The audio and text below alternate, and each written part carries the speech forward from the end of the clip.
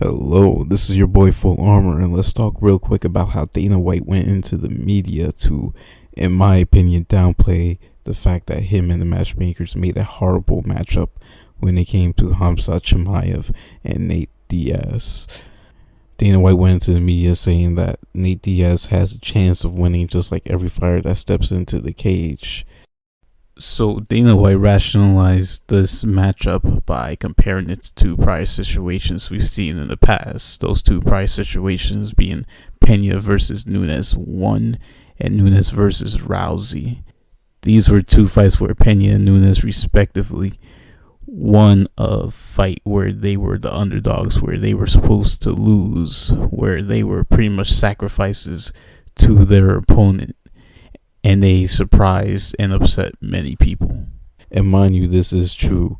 Nate Diaz does have a chance of defeating Khamzat Chimaev in his final match in the UFC.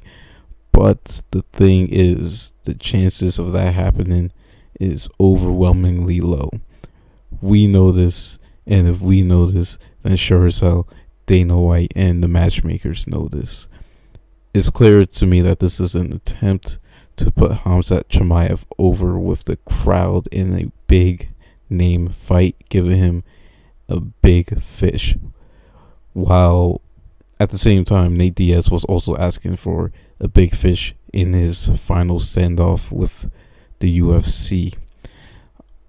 Granted, nobody really predicted that he would get this big of a fish in the rising star of Khamzat Chimaev. It's clear that the UFC doesn't want Nate Diaz to go out on a win, considering the fact that they've had a bad working relationship over the years.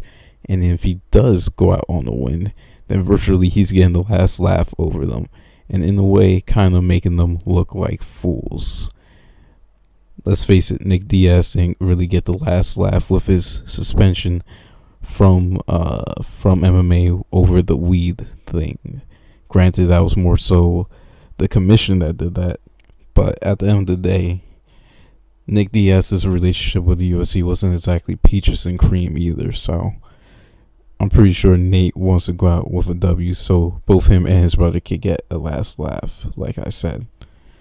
But the chances of that just drastically dropped with the announcement of this fight.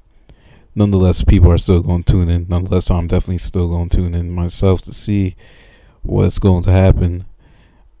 And I just want to mention something. Here's a problem with Dana White's logic when using Pena versus Nunes 1 and Nunes versus Rousey. The difference between Pena and Nunes as compared to Nate Diaz at this time is the fact that when Pena and Nunes both have had their wins in those two respective matches, they were most definitely in their prime without a doubt.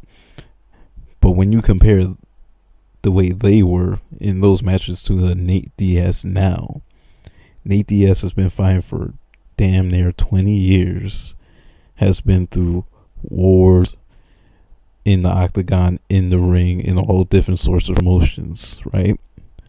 He is not in that same condition as he was even when he fought Conor McGregor those two times a couple of years ago. It's not the same thing.